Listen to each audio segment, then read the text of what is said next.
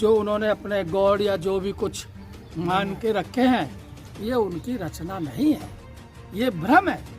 ये रचना इस प्रकृति की है और इस प्रकृति ने पूरे संसार को एक जैसा बनाया है। ये इस बात का उदाहरण है।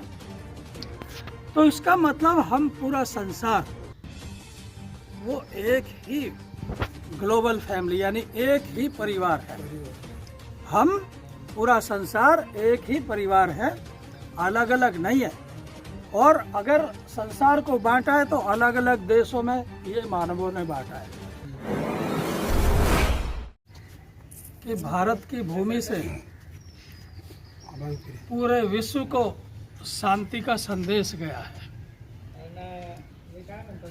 अब पूरे विश्व के मानव की प्रकृति पर पहले सबसे पहले नजर डालेंगे, इसके बाद हम ग्लोबल पीस मिशन पर आएंगे। आखिर ग्लोबल पीस मिशन होता क्या है?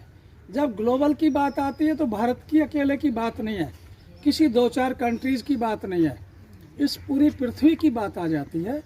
तो अब हम मनुष्य के जीवन की स्टार्टिंग से प्रकाश डालेंगे कि संसार में आप कहीं भी चले जाइए, शिला में नहीं है, पूरे संसार में जो भी कोई छोटा सा बच्चा भी पैदा होता है, अगर उसका तापमान देखेंगे तो 98.6 डिग्री सेल्सियस ही मिलेगा, सभी का तापमान। और अगर 98.6 डिग्री सेल्सियस नहीं है तो इसका मतलब वो बच्चा या इंसान बीमार है। आज भी हम एक दूसरे से हाथ भी मिलाते हैं अगर, और हमें पता लगता है कि सामने वाले व्यक्ति का शरीर गर्म है, तब हम यही बोलते हैं कि क्या आप बीमार हो, आपको कुछ हुआ है, क्योंकि टेम्परेचर में असमानता आई है तो इसका मतलब बीमार है। और अगर ब्रेन में असमानता आई है, छोटे बड़े का भाव आया है, इसका मतलब वो देश बीमार है।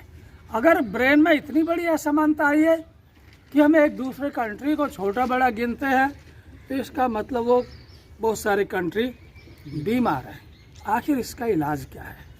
इसका इलाज हमने ग्लोबल पीस मिशन के माध्यम से तलाश करने की कोशिश की है कि यहाँ से जब भगवान बुद्ध ने पूरे संसार को मानवता का रास्ता पथ दिखाया है तो क्यों ना ग्लोबल पीस मिशन की बात करें।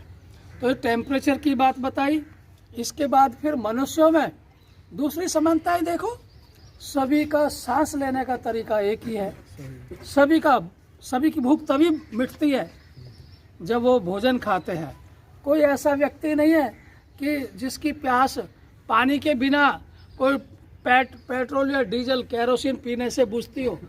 आखिर पूरे संसार में चले जाइए, लगभग 402 धर्म है, लेकिन सभी के शरीर की एक ही प्रवृत्ति क्यों, एक जैसी प्रवृत्ति क्यों है? क्योंकि वो जो 400 भी अधिक धर्म वाले लोगों के जो अलग अलग जो उन्होंने अपने गॉड या जो भी कुछ मान के रखे हैं, ये उनकी रचना नहीं है, ये भ्रम है। ये रचना इस प्रकृति की है और इस प्रकृति ने पूरे संसार को एक जैसा बनाया है। ये इस बात का उदाहरण है। तो इसका मतलब हम पूरा संसार वो एक ही ग्लोबल फैमिली यानी एक ही परिवार है। हम पूरा संसार एक ही परिवार है, अलग अलग नहीं है। और अगर संसार को बांटा है तो अलग अलग देशों में ये मानवों ने बांटा है। अगर मानवों को बांटा है तो अलग अलग धर्म के हिसाब से लोगों को बांटा है। ये धर्म क्या है? आज की तारीख में अगर हम देखते हैं तो धर्म के कारण पूरे विश्व भर में जो युद्ध हो रहे हैं, 90% युद्ध वो धर्म के कारण हो रहे हैं। एक धर्म के लोग दूसरे धर्म के लोगों पर सिर्फ धर्म की वजह से अटैक कर रहे हैं और इन्हीं सभी धर्मों ने मिलकर आज इस संसार को बारूद के ढेर पर बिठा कर रख दिया है। आखिर इस बारूद के ढेर को हम ख़त्म कैसे करें? तो हमें सबको बताना होगा, हम सब एक ही ग्लोबल फैमिली है।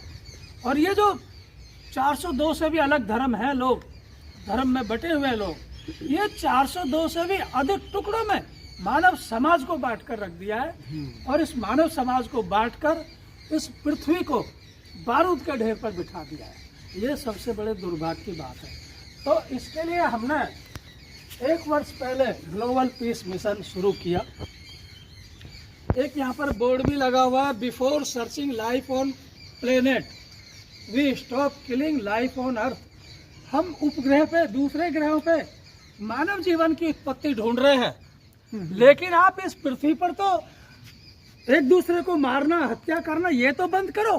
वहां आप जा रहे हैं, अरे यहाँ क्या है? पहले इस पृथ्वी को संभालो, फिर आपके पास टाइम है, धन है और विज्ञान है तो आप दूसरे ग्रह पर भी लाइफ तलाश करें। तो हम यहाँ से केवल भारत के लिए नहीं, विश्व भर की शांति की कल्पना की बात करते हैं। बहुत सारी समानताएं हैं। अभी हमारे देश में जैसे सूर्य को पूजते हैं, पूजो, सबकी स्वेच्छा है। सूर्य को भी किसी धर्म का बता दिया, लेकिन मैं ये बोलता हूँ, अगर वो तुम बोलते हो कि सूर्य मेरे धर्म का है तो जाओ, जो हमारे देश का दुश्मन है उस पर अंधेरा करवा के दिखाओ। बादलों को रोको, वो जब यहाँ बरसता है तो वहाँ भी बरसता है। वो हमारे कंट्रोल में नहीं है, क्योंकि प्रकृति हमारे कंट्रोल में नहीं है। ये जो प्रकृति है वो सर्वशक्तिमान है, इससे बड़ी कोई शक्ति नहीं है। हम सब उसी की संतान हैं। अब धर्म क्या है वो भी मैं शॉर्ट में बता दूं। आखिर धर्म इस संसार का सबसे बड़ा बारूद है। इससे बड़ा कोई संसार में बारूद नहीं हो सकता। और हम जो बौद्ध को धर्म कहते हैं ना, यहाँ से मेरी अपील है, ये बंद कर दो। बौद्ध धर्म नहीं है, धम्म है, धम्म। मानवता के रास्ते पर चलने वाला सर्वश्रेष्ठ मार्ग ये धम्म है। हम जो धर्म नाम दे रहे हैं, ये हम बहुत बड़ी गलती कर रहे हैं। तो आखिर मानवता क्या है, इसका भी मैं उदाहरण दे दूं। आप एक नारियल लो, और नारियल का जो मुख्य भाग आप खाना चाहते हैं तो आपको बहुत सारे छिलके हटाने पड़ेंगे। आप संतरा लो, अगर आप संतरे को आप खाना चाहते हैं तो कुछ छिलके हटाने पड़ेंगे, तब आप उस संतरे के मुख्य भाग तक पहुंचेंगे। ये समझो कि मुख्य भाग जो नारियल का है, उसे थोड़ी देर के लिए, उदाहरण के लिए समझ लो कि वो मानवता है। तो आपको मानवता तक पहुंचने के लिए बहुत सारे जो छिलके हटाने पड़े, ये संप्रदाय हैं। इन संप्रदायों ने वहां तक इंसान को पहुंचना मुश्किल कर दिया। और ये सारी संप्रदाय क्या कह रही है आपस में? मैं ही धर्म हूँ, मुझे अपना ले, मैं ही धर्म हूँ। इसी तरह इंसान मैं ही धर्म हूँ, मुझे अपना ले और अपने